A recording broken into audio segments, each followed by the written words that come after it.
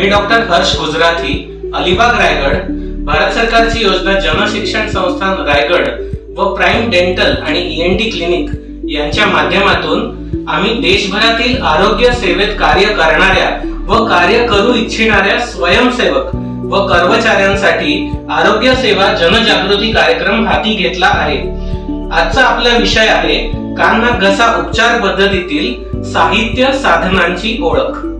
आता आपण ओळख करून घेणार आहोत ENTतल्या सगळ्यात महत्त्वाच्या गोष्टींची, म्हणजे जे आपण डायग्नोसिस म्हणजे एखादा रोग निदान करण्यासाठी जे वापरणार आहोत इन्स्ट्रुमेंट्स त्यांची. तर त्या रोग निदानासाठी कुठल्या कुठल्या साहित्यांची आवश्यकता असते, तर सगळ्यात पहिले आपल्याला लागत असतं ते ENT ट्रीटमेंट युनिट. हे एक पूर्ण टेबल सारखं इन्स्ट्रुमेंट आहे ज्याच्यातच आपल्याला बऱ्याचशा गोष्टी एकत्र असतात. सगळ्यात पहिले जो असतो तो म्हणजे एक लाईट सोर्स, याला लाईट सोर्स असं म्हणतात.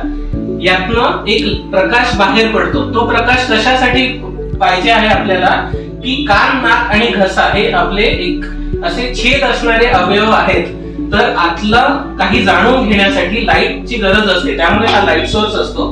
हा लाईट सोर्स डिलिव्हर होतो या हेडलॅम्प थ्रू. ओके, इथनं लाईट जो आत जाईल हा एका रेच्या माध्यमातून कानामध्ये किंवा नाकामध्ये किंवा घशामध्ये टाकला जातो. तर हा हेडलॅम्प आहे.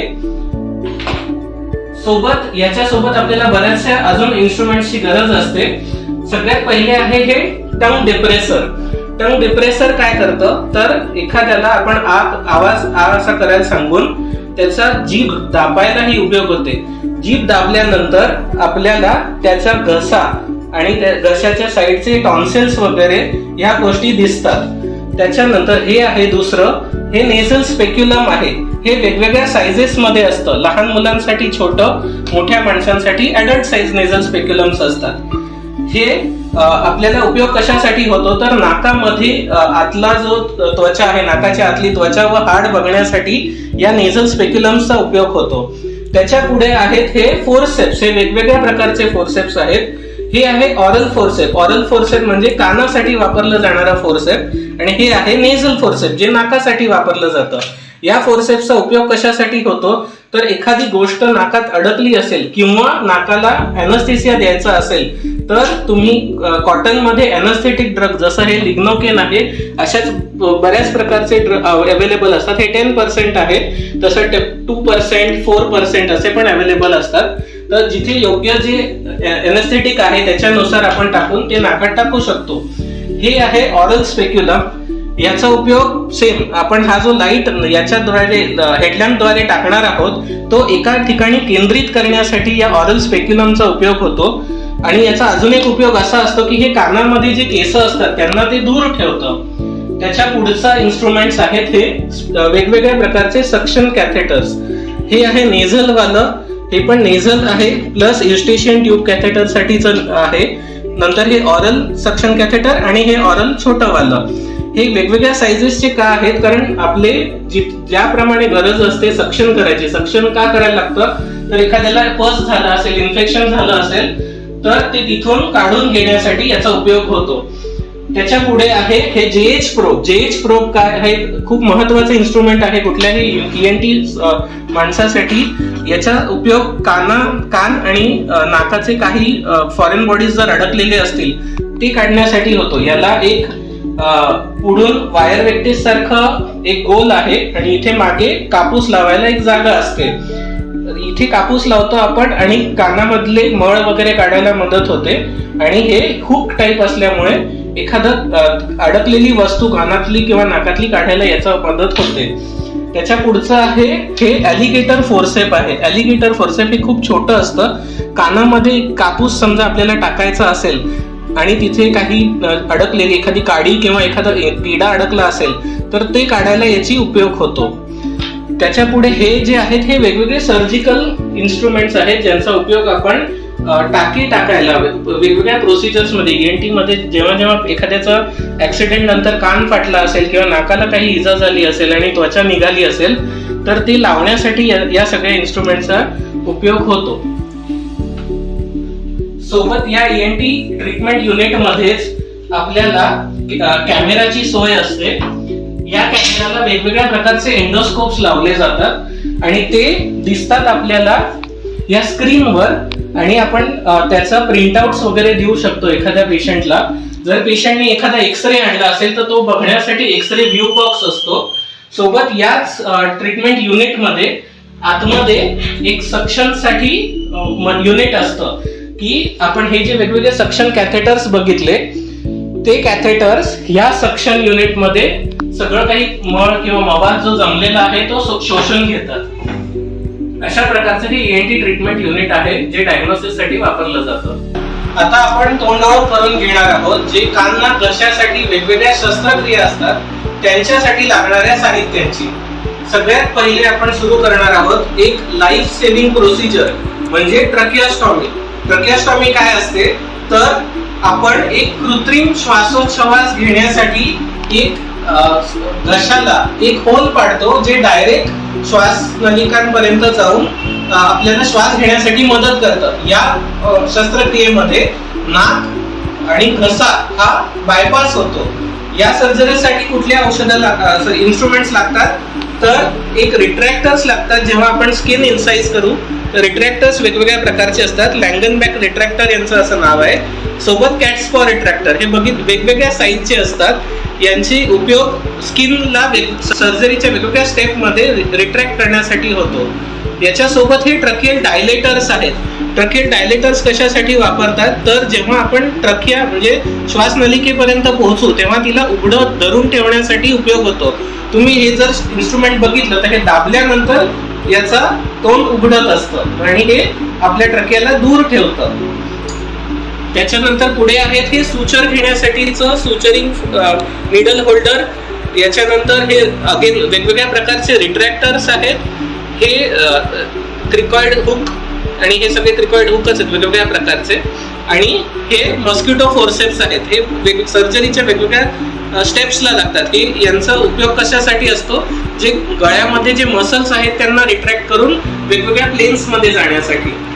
आता आपण पुढे जाणून घेणार आहोत दुसरी सर्जरी म्हणजे कानांच्या सर्जरीबाबत. याच्यासाठी सुद्धा वेगवेगळ्या प्रकारचे रिट्रॅक्टर्स लागतात कारण आपण कानाच्या मागची त्वचा फाडून आत जाणार आहोत आणि कान रिपेअर करणार आहोत. याच्यासाठी हे मॅस्टर्ड रिट्रॅक्टर्स आहेत.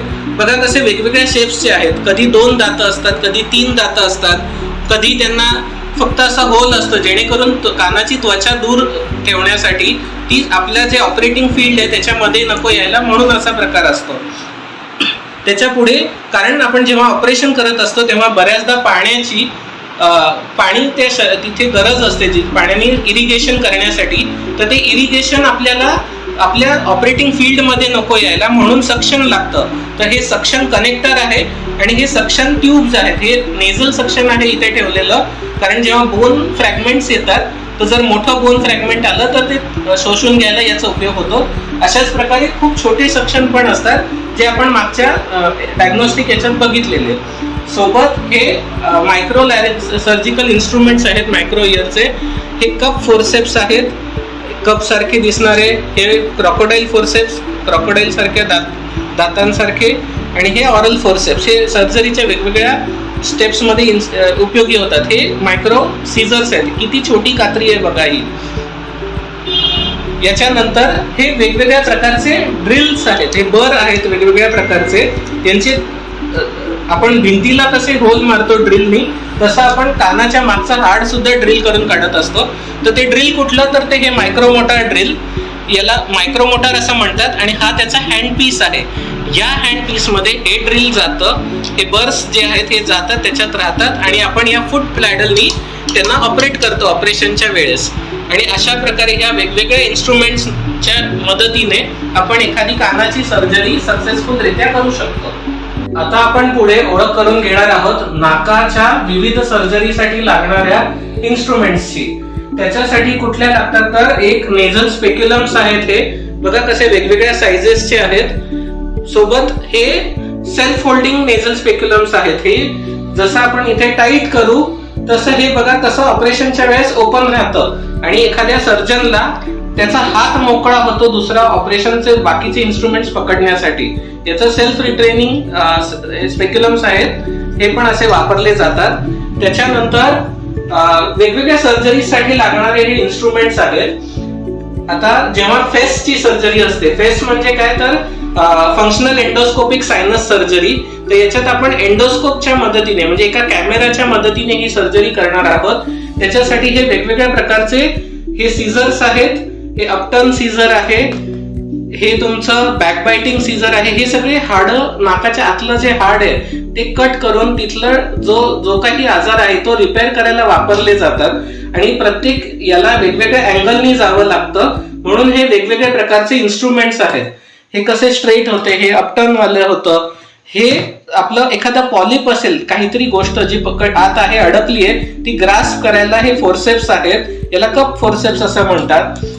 हे पण सेम तसेच कप फोर्सेप्स आहेत, पण यांचा अँगल वेगळा आहे. सगळा हा अपटर्न वाला आणि हे पण स्ट्रेट वाले, पण यांचं आत एखादं कप सारखं आहे, हे व्यवस्थित पकडण्यासाठी ग्रिप याच्यात चांगली मिळते.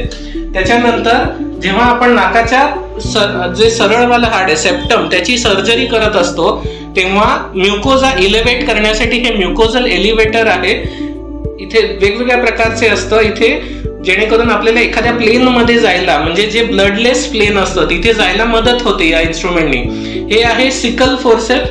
कसं कोयती कशी असते तसं हे आहे, कट करायला आतलं एखादी त्वचा कट करण्याला, नाकाच्या आतली त्वचा कट करायला उपयोगी होते.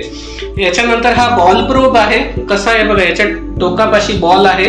हे बॉल प्रोब असतात, हे सेम पॉलिपच्या सर्जरीज मध्ये उपयोगी पडतात. इजा न करता ते मास कुठून आलंय ते बघण्यासाठी यांचा उपयोग होतो.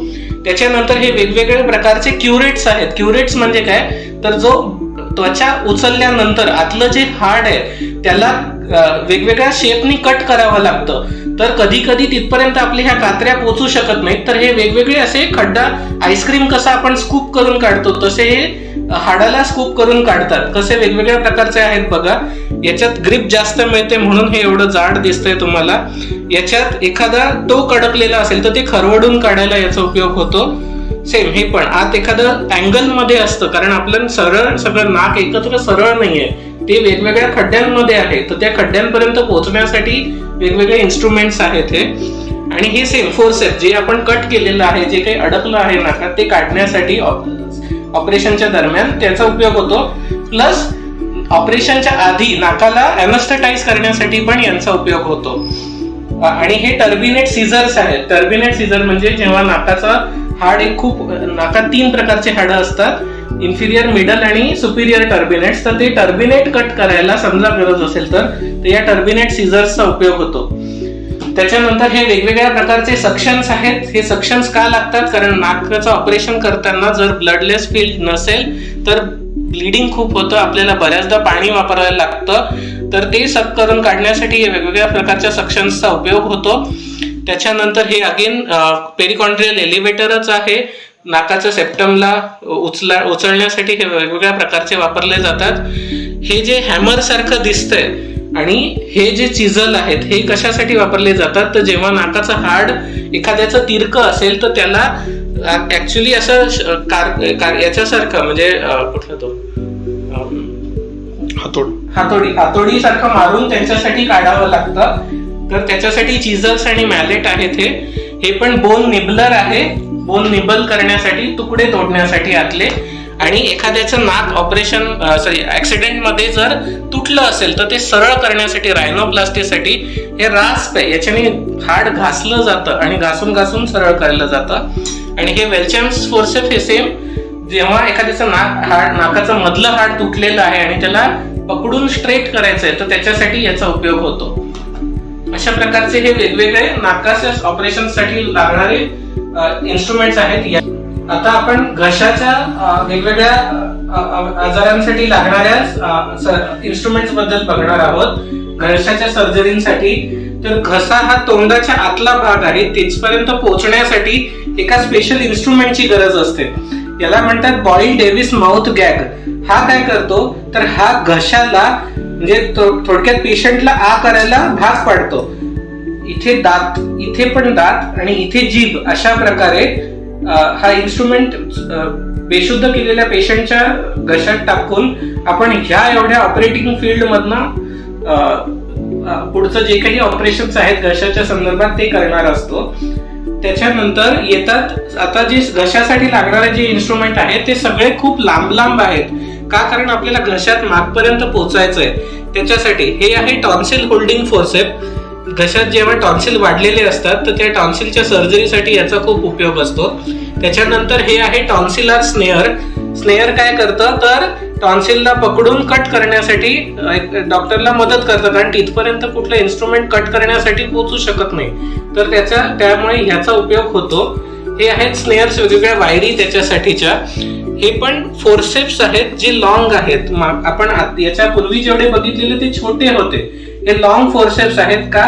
कारण घशापर्यंत पोहोचण्यासाठी यातनं आपण कॉटन वगैरे जेव्हा ब्लिडिंग होत असते तेव्हा तिथे पकडून ठेवायला याचा उपयोग होतो.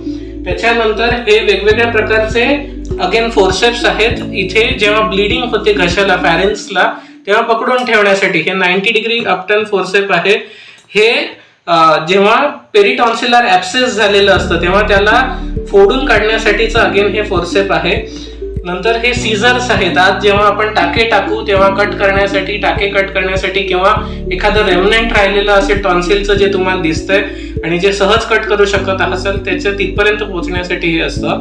जसं घशात टॉन्सिल असतं तसं नाकात सुद्धा टॉन्सिल्स असतं, त्याला ॲडिनॉइड्स असं म्हणतात. आणि ते ॲडिनॉइड काढण्यासाठी हे ॲडिनॉइड क्युरेट असतं.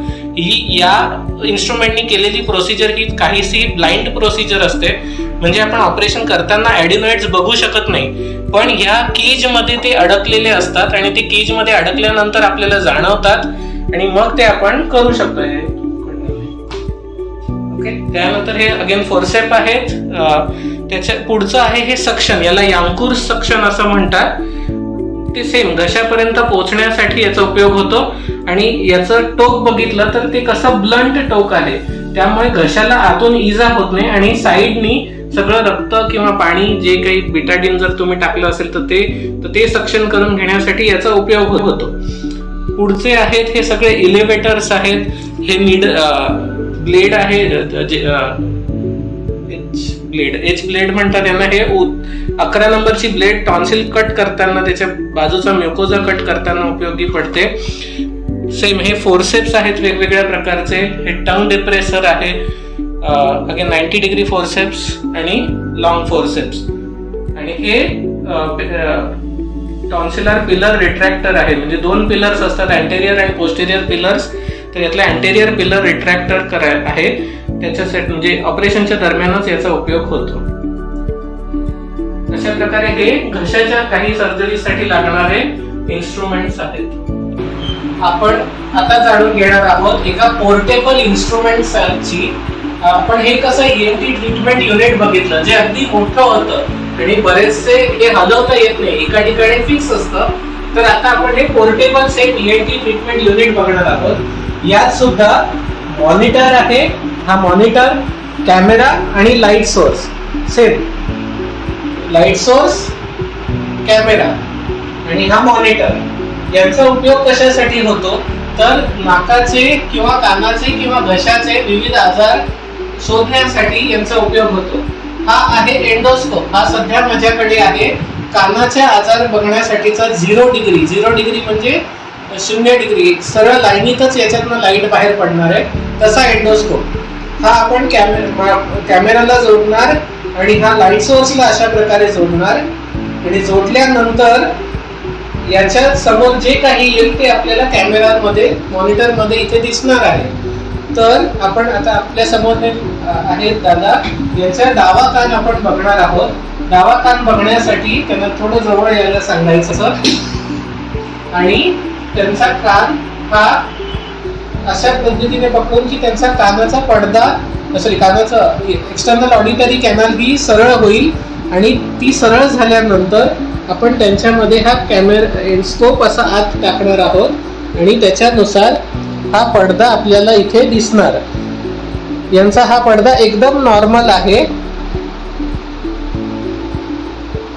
त्यांचा त्या पडद्याचा हाड दिसतंय, त्याच्या बाजूबाजूची त्वचा दिसतीये आणि थोडासा बाहेर जो नॉर्मली कुठल्याही माणसामध्ये असलेला मळ हा पण दिसतो. अशा प्रकारे आपण एखाद्या कानाचा आतला भाग बघू शकतो. आणि समजा पेशंटला त्यांच्या आजाराबद्दलचे काही फोटो हवे असतील ते सुद्धा काढून देता येतं.